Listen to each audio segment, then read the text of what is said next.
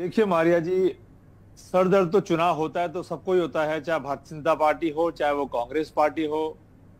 जहां कांग्रेस पार्टी और भारतीय जनता पार्टी की सीधी टक्कर है, वहां ना कांग्रेस को ज्यादा दिक्कत है ना भारतीय जनता पार्टी को दिक्कत है। लेकिन दिक्कत वहां है जहां हमारे किसी उम्मीदवार ने पार्टी से बगावत करके निर्दलीय प्रत्याशी के रूप में या किसी अन्य पार्टी के रूप में चुनाव लड़ रहे हैं, तो वहां थोड़ी कंटेस्ट होती है।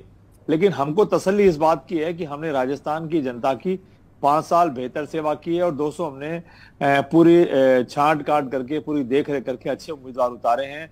और कांग्रेस पार्टी की जो विकास की जो लहर चल रही है, जो विकास की हमने जो एक पूरी चेन डाली है राजस्थान की जनता के लिए, राजस्थान की जनता को हमने राहत दी है, तो उस विकास के मुद्दे पर कांग्रेस पार्टी के 200 उम्मीदवार मैदान में उतरे हुए हैं। अशोक गहलोत जी ने जो 10 पहले जो प्रमुख योजनाओं के तहत राजस्थान की जनता को महंगाई से राहत दी थी, राजस्थान की जनता उससे बहुत ज्यादा प्रभावित है, बहुत ज्यादा प्रफुल्लित है और उनके दिलों में कांग्रेस पार्टी ने राज किया। और जब चुनाव आए तो हमने 7 गारंटियां और दी और 7 गारंटियां भी राजस्थान के मतदाताओं के दिलों में राज कर रही है। और आज जो हमारा झरना हमारा लेकिन राजकुमार जी, सवाल है कि अगर इतना क्लोज कॉन्टेस्ट है लगभग 59 सीट्स में, जहां पे 5% से भी कम में वोटों का फैसला हो जाएगा और करीब 19 सीटें ऐसी हैं जहां पर 1000 से कम वोटों में फैसला हुआ है, तो ये तो बहुत ही क्लोज कॉन्टेस्ट है।